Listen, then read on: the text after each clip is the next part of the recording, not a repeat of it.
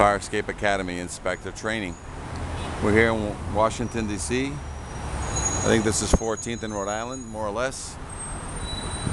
And what we have here is a fire escape, and we're looking for violation issues that might have on this fire escape.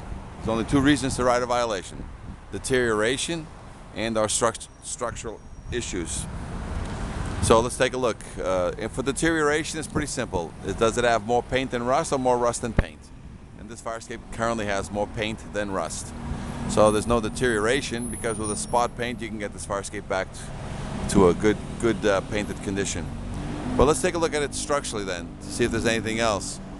First couple things, you got ACs in the windows. Those ACs can't be there.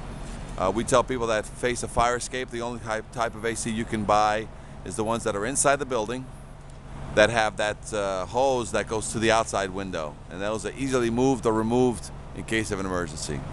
Number two, if you look at this fire escape here, it's got obstructions. We got debris all over the fire escape, so there's another violation right there.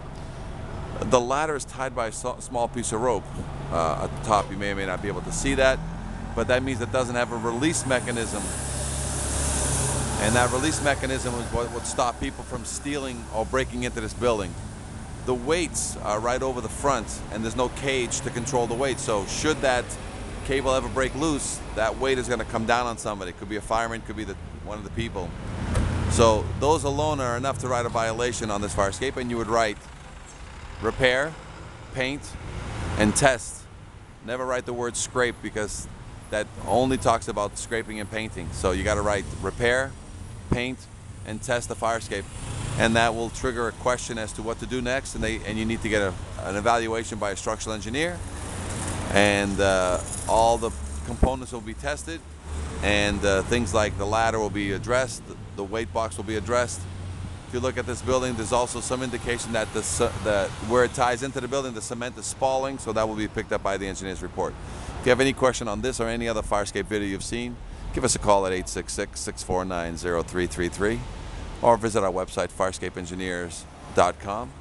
If you want to see more videos like this, go onto YouTube and type in Fire Escape Inspector, Fire Escape Training, Fire Escape Repair, and you'll see this and many other videos on the proper way to inspect fire escapes.